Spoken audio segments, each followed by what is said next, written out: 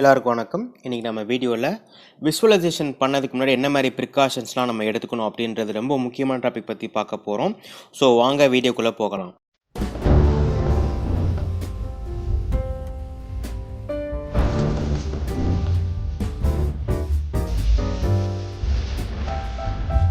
So இப்போ நீங்கள் visualisation பண்ண போகிறீங்கன்னா நான் சொல்லக்கூடிய ப்ராக்டிஸ் எல்லாமே தொடர்ந்து ஒரு 3 மாதமாக நீங்கள் செஞ்சுருக்கணும்.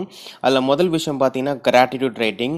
ஸோ கிராட்டிடியூட் ரைட்டிங் தான் ரொம்ப இம்பார்ட்டண்டான ஒரு ப்ராக்டிஸ் விசுவலைசேஷனில்.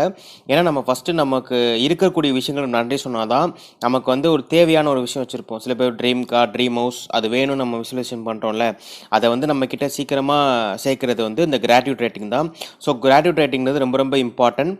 அது எப்படி எழுதணும், எந்த டைமில் எழுதணும் அப்படின்றது டீட்டெயில்ஸ் எல்லாமே நம்ம சேனலில் ஆல்ரெடி அப்லோட் பண்ணியிருக்கோம். நீங்கள் அதை போய் பார்த்துக்கலாம். ஸோ ரெண்டாவது ரொம்ப முக்கியமான விஷயம் பார்த்தீங்கன்னா அஃபர்மேஷன். ஸோ அஃபர்மேஷன் பார்த்தீங்கன்னா உங்களுக்கு நிறைய அஃபர்மேஷன் யூடியூப்பில் சர்ச் பண்ணிங்கன்னா இருக்கும். ஸோ அதெல்லாம் என்ன பண்ணணும், உங்களுடைய ஆழ் மனசில் இந்த தேவையில்லாமல் நெகட்டிவ் விஷயங்கள்லாம் இருக்கும்ல, அதெல்லாம் இதை எரேஸ் பண்ணும். இப்போ எப்படின்னா, இப்போ நீங்கள் ஒரு ட்ரீம் கார்லாம் வாங்குறீங்க அப்படின்னா, நீங்கள் வண்டி ஓட்டிகிட்டு இருக்கும்போது அது வந்து ஆக்சிடென்ட் ஆகிற மாதிரி, இல்லை நீங்கள் இப்போ புதுசாக ஏதாவது வீடு கட்டிங்கன்னா அதில் ஏதாவது சம்திங் தேவையில்லாத விஷயம் நடக்கிறதெல்லாம் இந்த அஃபர்மேஷனும் ஸ்டாப் பண்ணும். அஃபர்மேஷன் அப்படின்றது நமக்குள்ள நம்ம ஆழ் மனசில் நெகட்டிவ் சென்டென்ஸ் வந்து பாசிட்டிவ் சென்டென்ஸாக கன்வெர்ட் பண்ணும். இது எரேஸ் பண்ணாது, இது வந்து பாசிட்டிவ் சென்டென்ஸாக அவங்க ரீரைட் பண்ணி வைக்கும். ஸோ அதுக்கு தான் அஃபர்மேஷன் ரொம்ப ரொம்ப இம்பார்ட்டன்ட். ஒரு நாளைக்கு குறைஞ்சது 5 ஹவர் கேட்டால் போதும். அதுக்கு மேலே ரொம்ப 24 ஹவர்ஸ் அஃபர்மேஷன் கேட்க வேண்டிய அவசியம் கிடையாது. 5 ஹவர் போதும். நீங்கள் ஆஃபீஸில் ஒர்க் பண்ணிட்டு இருக்கும்போது கூட கேட்கலாம், இல்லை நீங்கள் வீட்டுக்கு வந்து கூட அஃபர்மேஷன் போட்டு நீங்கள் பாட்டு உங்கள் வேலையை பார்க்கலாம். காது கொடுத்து கேட்கணும்னு அவசியமே கிடையாது. நீங்கள் பாட்டுக்கு அதை ஆன் பண்ணிட்டு நீங்கள் பாட்டுக்கு உங்கள் வேலையை பார்த்துட்டே இருக்கலாம். மூணாவது விஷயம் பார்த்தீங்கன்னா டிஜிட்டல் டீடாக்ஸ். ஸோ டிஜிட்டல் டீடாக்ஸ்னால் சிம்பிளாக சொல்கிறேன், அதாவது நம்ம சோஷியல் மீடியாவை எதுவுமே நம்ம பார்க்கக்கூடாது. அது நான் பேர் சொல்ல விரும்பினா நிறைய சோஷியல் மீடியாவில் நீங்கள் பார்ப்பீங்க, அது எல்லாமே நீங்கள் பார்க்கக்கூடாது. இப்போ நம்ம நிறைய பேர் பார்த்தீங்கன்னா அந்த ரேண்டமாக நம்ம நிறைய வீடியோலாம் பார்ப்போம். ஸோ அது கூட நம்ம அவாய்ட் பண்ணணும். நியூஸ் பார்க்கக்கூடாது, நியூஸ் பேப்பர் படிக்கக்கூடாது. ஸோ நம்ம வாழ்க்கைக்கு பொருந்தாத எந்த ஒரு விஷயத்தையுமே நம்ம வந்து பார்க்கக்கூடாது. அதுதான் ரொம்ப ரொம்ப இம்பார்ட்டன்ட். ஏன் பார்க்கக்கூடாது அப்படின்னா, அது வந்து தேவையில்லாத இன்ஃபர்மேஷனாக நம்மளோட சப்கான்ஷியஸ் மைண்டில் போய் உட்காந்துக்கும். ஸோ இப்போ எப்படின்னா, இப்போ நீங்கள் நல்லா யோசிச்சு பாருங்களேன். இப்போ நீங்கள் ஒரு BMW கார் வந்து விசுவலைஸ் பண்ணுறீங்க. இப்போ நீங்கள் அந்த BMW காரை வந்து உங்கள் ரோட்டில் நீங்கள் ஓட்டிகிட்ருக்கீங்க. ஆனால் என்ன ஆகும் அப்படின்னு பார்த்தீங்கன்னா, நீங்கள் ஆல்ரெடி ஏதோ ஒரு நியூஸ் சேனலில் எப்பயோ ஒரு வாட்டி ஒரு BMW கார் வந்து ஒரு லாரியில் மோதி ஆக்சிடென்ட் ஆனதை நீங்கள் அந்த செய்தியை பார்த்துருப்பீங்க. அது என்ன ஆகும்னா, இப்போ நீங்கள் போய்ட்டு விசுவலைஸ் பண்ணும்போது அந்த இன்சிடென்ட் வந்து அப்படியே விசுவலைஸ் ஆகும். அதாவது இப்போ நீங்கள் கார் வரும்போது டக்குன்னு ஏற்றாப்புல லாரி வர மாதிரி. ஸோ இந்த மாதிரி தான் நிறைய பேருக்கு வந்து விசுவலைஸ் பண்ணும்போது இந்த மாதிரி நெகட்டிவ்க்கு வரக்கு முக்கியமான காரணம்னா டீடாக்ஸால் தான். ஸோ நம்மளோட எப்படின்னா, நம்ம சப்கான்ஷியஸ் மைண்ட் வந்து ஒரு கம்ப்யூட்டர் ப்ரோக்ராம் மாதிரி தான். ஸோ நீங்கள் உள்ளே என்ன டேட்டாலாம் கொடுக்குறீங்களோ அதை தான் உங்களுக்கு அவுட்புட்டாக காட்டும். ஸோ இப்போ நீங்கள் கொடுக்குறது எல்லாமே ஆக்ஷன் சம்மந்தமாக நிறைய விஷயங்கள் நீங்கள் பார்த்துட்டே இருந்தீங்கன்னா அதுதான் நமக்கு வரும். அதான் நீங்கள் விசுவலைஸ் பண்ணும்போது இப்போ ஒரு நிறைய பேர் பார்த்தீங்கன்னா சொல்லுவாங்க, நான் கார் ஓட்டும் போது ஆக்சிடென்ட் ஆகிற மாதிரி விசுவலைஸ் எனக்கு நெகட்டிவாக வந்தது. அதேமாதிரி நான் வீடு கட்டும் போது எனக்கு வீட்டை வந்து தீப்பிச்சிற மாதிரி நெகட்டிவாக விசுவலைஸ் பண்ணேன். ஸோ நெகட்டிவ் விசுவலைஸ்க்கு மெயின் காரணம் என்னென்னா, நம்ம தேவையில்லாத உள்ள டேட்டா குப்பைகள் உள்ளே போட்டு வைக்கிறது தான்.